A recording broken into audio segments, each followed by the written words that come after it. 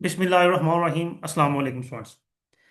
जी friend, आपका question है कि आईआरआर के में आपको प्रॉब्लम आ रही है।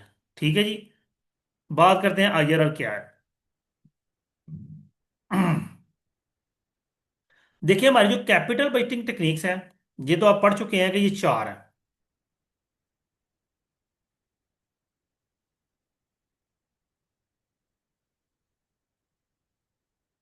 एक आपने पढ़ी नेट प्रेजेंट वैल्यू, फिर आपने पढ़ी प्रॉफिटेबिलिटी इंडेक्स, फिर आपने इन दोनों का पढ़ भी लिया कि इनको कैसे कैलकुलेट करते हैं। आपने पढ़ी पे बैक पीरियड।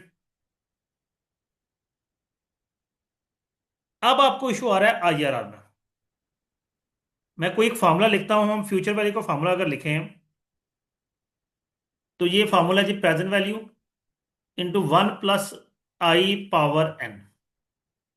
अगर मैं एक प्रेजेंट वैल्यू का फार्मूला लिखता हूं एनुटी का, r × 1 - 1 / 1 + i⁻n डिवाइड बाय आई। यहां पे जो आई है ना, इन दोनों में ये मार्केट रेट है। हम मार्केट रेट अप्लाई करते हैं, हम अपनी प्रेजेंट वैल्यू निकाल लेते हैं, हम प्रेजेंट वैल्यू के जरिए फ्यूचर वैल्यू निकाल लेते हैं। ठीक है, इसको हम इंटरेस्ट रेट भी कहते हैं।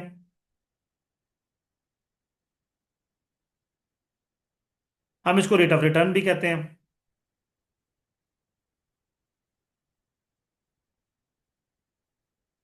ठीक है, लेकिन अब यहां पे सवाल है आपका आईआरआर क्या है। आईआरआर बेसिकली क्या है? अभी हमने कहा कि आई जो है हमारा, ये market rate, interest rate, whatsoever, ये यानी कि आई है जनरल, जनरल टर्मिनोलॉजी है।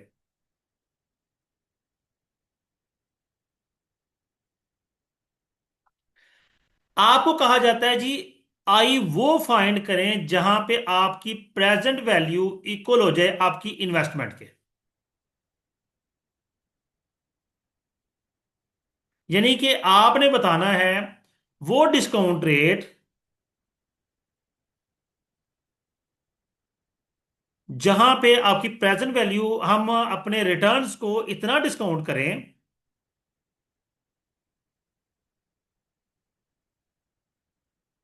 अप टू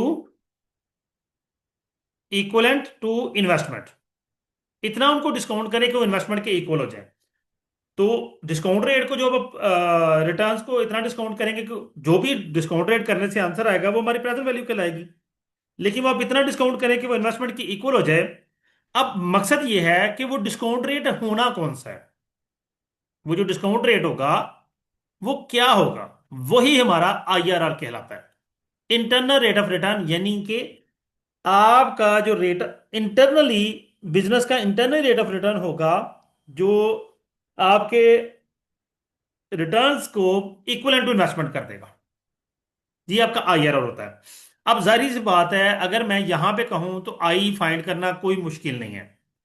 मैंने present value future value put करनी है, फ्यूचर वैल्यू को प्रेजेंट वैल्यू पे डिवाइड करना है, उसका nth रूट लेना है, मेरा आई आ जाना है। सिंपल।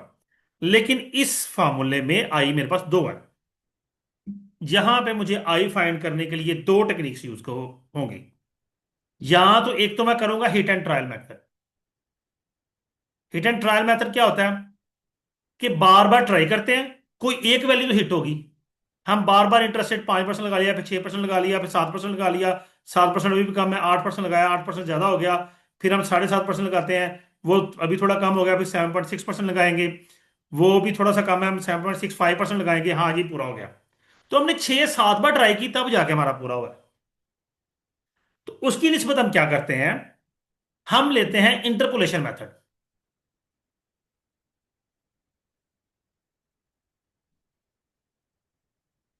इंटरपोलेशन मेथड क्या कहता है कि हमें आईआरआर मालूम करना है। हम क्या करें, लेंगे लो interest rate plus present value of, net present value of, low interest rate minus net present value of high interest rate divide bye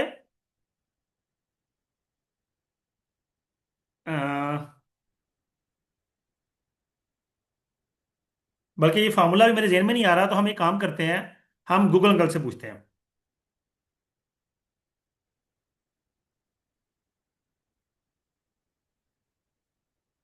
formula of IRR interpolation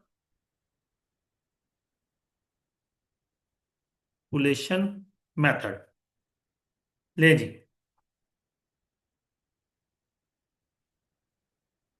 अच्छा जी, हमारे पास आ गया IR is equal low interest rate plus net present value of low interest rate divided by net present value of low interest rate minus net present of higher interest rate multiply higher rate minus low rate. ठीक है, that's it. Okay, मैं थोड़ा सा गलत कर रहा था, हम उसको करेक्ट कर लेते हैं।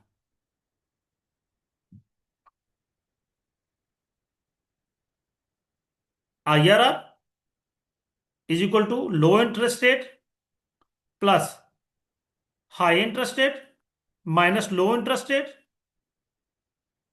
Multiply by net present value of low interest rate divide by net present value of low interest rate minus net present value of high interest rate. अब यहां पे सवाल ये पैदा होता है कि सर ये क्या बात कर रहे हैं आप, होगा क्या कि मैं एक लो इंटरेस्ट रेट लूंगा जो फर्ज करें 5% है, उसकी मेरे पास नेट प्रेजेंट वैल्यू आएगी, उसको मैं लो इंटरेस्ट रेट कहूंगा। एक मैं हाई इंटरेस्ट रेट लूंगा, ये खुद से मैंने लेने हैं, वो फर्ज करें मैंने 8% ले लिया। वो इस तरह से लेना है कि एक का आंसर आपके उससे इन्वेस्टमेंट से ज्यादा है, एक का आंसर इन्वेस्टमेंट से कम है। तो अगर नेट प्रेजेंट वैल्यू है, आई का आंसर जीरो से बिलो है, एक का आंसर जीरो से अबव है। हाई इंटरेस्टेड का आंसर नेट प्रेजेंट वैल्यू का जीरो आएगा, माइनस में आएगा। ठीक है, ये ऑलवेज आंसर नेगेटिव होगा। अगर ये नेगेटिव नहीं है तो आप इंटरेस्ट रेट को और बढ़ाएंगे। ठीक है। तो ये जो क्वेश्चंस में आएगा ये हमें खुद ही लेना पड़ेगा, क्वेश्चन में नहीं देगा वो इंटरेस्ट रेट, लो नहीं, इंटरेस्ट कोई हाई। चीज IRR के लिए इंटरेस्ट रेट आपको खुद सिलेक्ट करना है। ठीक है, मैंने ये ठीक है। बताया। अब देखिए, आपने एक 5% लिया, एक 8% लिया, 8% का आंसर भी पॉजिटिव आया NPV का। तो फिर हाँ जी। 8%, आप 5% को रिजेक्ट कर देंगे, आप इसके साथ 10% या 11% ले लेंगे, कि आपका आंसर एक नेगेटिव होगा एक पॉजिटिव होगा। हाई एक इंटरेस्ट रेट का आंसर हमेशा नेगेटिव होगा, ये कंफर्म बात है। होगा। अगर ये अच्छा। होगा तो इट मीन्स दैट कि आप इसको फाइंड करके, चार वैल्यूज है, चारों यहां पे पुट होंगी, आपका IRR फाइंड हो जाएगा। ठीक है। अब मेरा नहीं ख्याल कि मुझे ये बताना है कि नेट प्रेजेंट वैल्यू कैसे कैलकुलेट होती है, ये तो हमने खुद सेलेक्ट करना है। NPV के लिए हम नेट प्रेजेंट वैल्यू को प्रॉपर सीख चुके हैं, उसके हाँ जी तीन उसी। प्रेजेंट वैल्यू के तीनों मेथड्स हम सीख चुके हैं। एक में सिंगल फ्यूचर वैल्यू, एक में कांस्टेंट रिटर्न्स और एक में नॉन कांस्टेंट रिटर्न्स। ठीक है। उम्मीद करता हूँ IRR की समझ आ गई होगी। जी आ गई है बिल्कुल ठीक। जी, बहुत और कोई चीज? नहीं सर, बस यही आ ही रहा था। बाकी भी अब नेक्स्ट अपने लेक्चर्स को कंटिन्यू करें, नेक्स्ट टॉपिक को इंशाल्लाह डिस्कस करेंगे कल। ओके। ओके जी, अपना ख्याल रखिएगा, अल्लाह हाफिज।